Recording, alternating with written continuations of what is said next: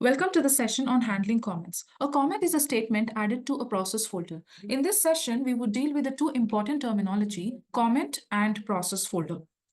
Here are some objectives we will look at going forward. Process folders and its types, comment services and where can we find the comment services, also known as its path, a few database schemas that the comment services uses, entity folder, which holds the process or case folders, entity comment, which holds the details about comment. The relationship between these schemas. We will also look at a few other steps that uses the session context. And the database schemas that are related to the session context are entity account, which holds the account details, and entity account session, which holds the session details of a particular account, and the relationship between those. Process folders and its types. So we have two process folders known as process folders and case folders, which can be created by a flow execution extension data structure and a case entity data structure. The process folder provide a process view, which is shown in the screenshot below. It also has a process history and collaboration and a few properties such as current assignments, all assignments, documents, etc. Whereas a case view is shown in the picture here, which contains the case activity and the case data. Both the process folder and case folders can be used for process tracking. Also, comments can be added by the user to these process folders and case folders, and that is recorded and that is displayed in the process history and collaboration for the process folders and the case activity for the case folders.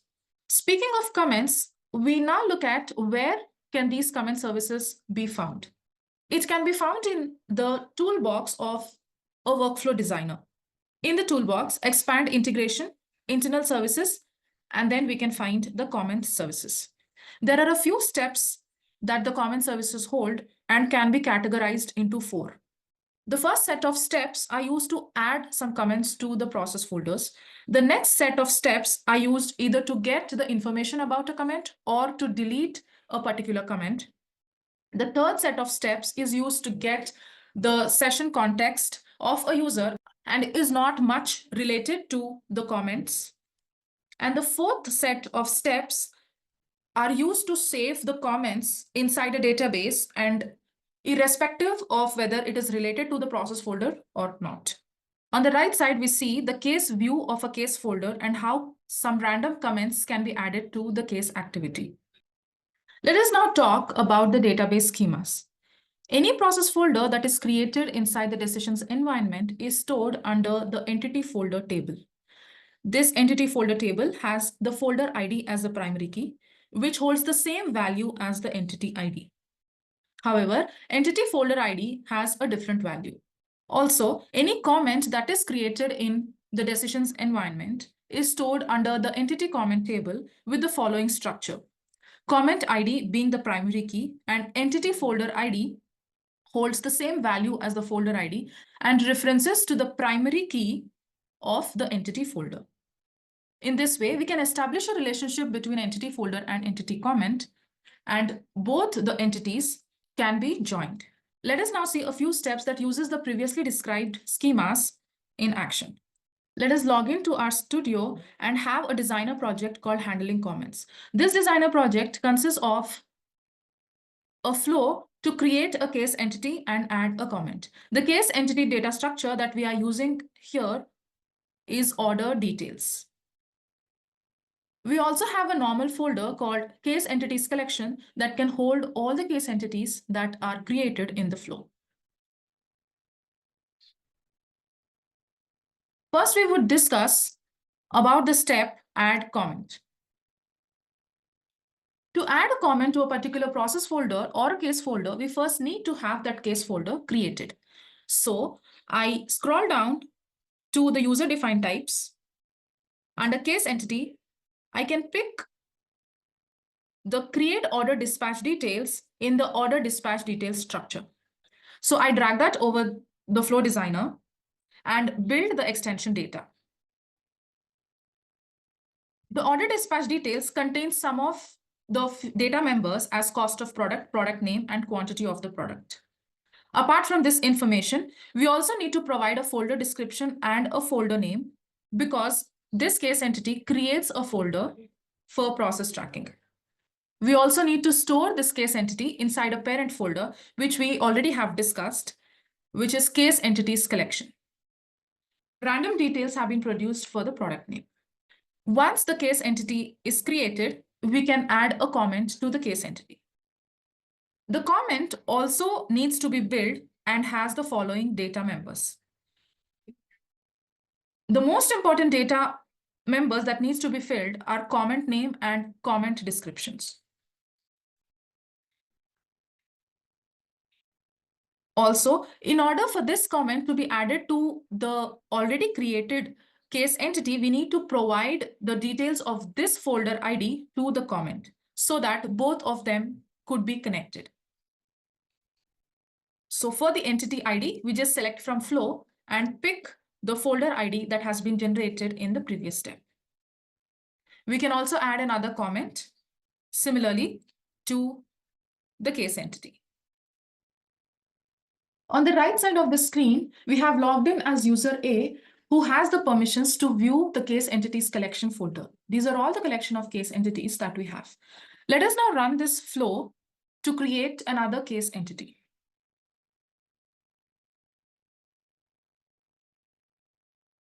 So we see that Elijah Phillips is a new case entity that has been created. We see the case view here with the case activity and a set of 2 comments that has been added as described in the flow. This is how add comment works. Let us go ahead and now see how a comment can be deleted.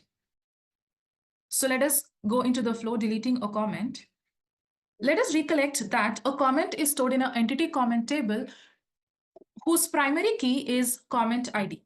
So for deleting a particular comment from the table, we would always require the comment ID. Now this comment ID or the comment table can be referenced by the entity folder ID as shown in the schema. However, the entity folder ID is referencing to the folder ID of a particular case folder. So it is mandatory here to get the details of the case folder first to have the folder ID in hand. For that, we would scroll down to the user-defined types, the case entity, expand the order dispatch details, and drag the get order dispatch details step onto the workflow designer. Now this step would take the folder ID, which can be accessed from the case view. Go to the case entities collection, right-click on the case entity, manage, and get order dispatch details ID. This is the folder ID of the particular case entity. So we just copy paste that ID and paste it in the properties panel. We would then get a result or the entire record as output. Now, since we have the folder ID, we will now try to fetch the comment details by mentioning the type name as comment in fetch entities step. As we know that the entity folder ID will reference to the folder ID of the entity folder. Here we add the fetch criteria as entity folder ID equals the result.entity ID or folder ID. This step would now give the result as a list of comments from which we can select the comment ID of the first comment that needs to be deleted. Let us now debug this flow to see whether the comment is being deleted. Refreshing the case view, we would see that the first comment has been deleted and we only have the second comment here. This is how the delete step in comment services works. Let us now see a few other steps from the comment services. So for that, we create a flow called comment steps. We go to the integration, internal services. Under comment services, we would now see how to add a quick comment. To add a quick comment, we just need the folder ID and the description. Since we already have the folder ID, we need not fetch any details from the order dispatch data structure. I paste the folder ID of the case entity that has been copied and give a description. Please note here that for adding a quick comment, we do not need to build a comment. So I select it as a constant and give a description, adding a quick comment. Save this and debug. So now we see that a quick comment has been added. Let us also see how these comments are added to the entity comment table. For that, we would duplicate our Studio tab,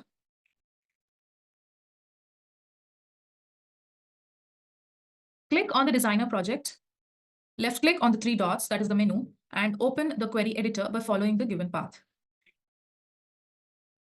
In the search bar, I would search for the entity comment table. So left click on the entity comment table and generate a select query. We would just change the number of rows to be 10 only to view the past 10 records of the comments that has been added. We would delete a few columns that are not required from this table.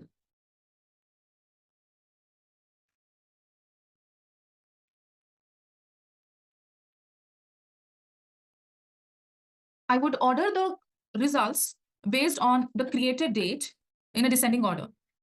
Run the query to see the results. When we scroll towards the right, we would see all the comments that have been added.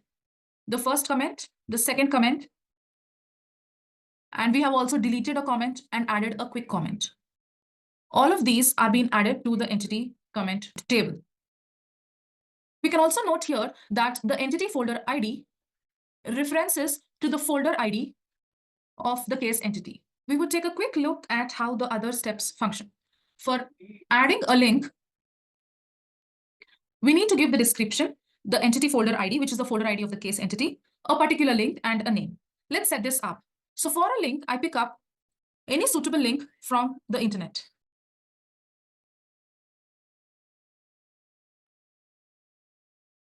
So I add the link as a constant here, and I give it a suitable name.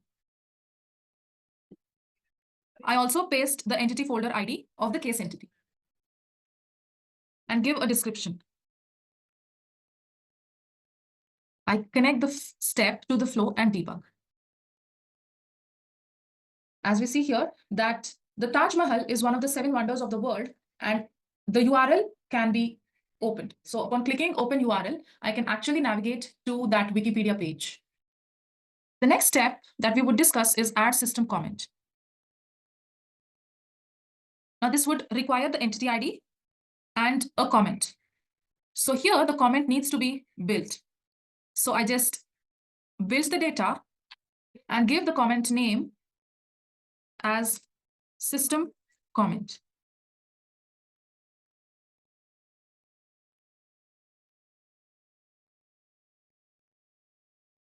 Let's debug the flow to see that the flow has debugged, and let's run the query again to see whether the system comment has been added. We see here that the system comment has been added to that particular folder. However, upon refreshing the page, we do not see any system comment that has been added to this case activity because the system comments are always hidden as shown in the entity comment table. Then how do we retrieve this hidden comments? Is by going to a folder view. In the folder view, if we change the style of the report that we are trying to see and pick the hidden items, we would see the system comments being displayed over here. But these system comments are not displayed in the case view. Let us go ahead and pick a few more steps. The step exists will only give us a Boolean value whether a particular comment exists in the flow or not. Now, this step requires a comment ID to be given. As we do not have any comment ID, the only way is to fetch the comment details. So let us use a fetch entity step here to fetch the details of a comment. So we give the type name as comment and give the fetch criteria to be entity folder ID. Since the entity folder ID here refers to the folder ID of the case entity, we can directly paste the folder ID of the case entity. We also use a show pop-up step to see the values. So for the subject, which we give a constant whether the comment exists or not, and for the message, we would build the plain text. Click on show editor, expand the entity results, and get the comment description of the first comment. Similarly, we would also show a pop-up if the comment does not exist. Complete the flow and debug. So we see that the comment exists. The first comment in this case is mentioned as a second comment, and that exists. So this is how the step exists of comment services works. Let us cover a few more comment steps. We will now see how a document comment functions. For a document comment, we require the comment to be built with an entity ID and a random file. Now the file as well as the comment will be added to the case entity. So I pick a random file from my system to be added to the case entity. For the entity ID, I would paste the folder ID of the case entity, and I would build the data for the comment. The comment name and the comment description details would be provided.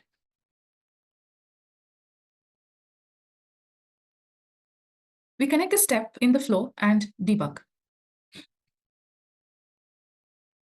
Upon debugging, we see that a document has been added to the case activity as a comment.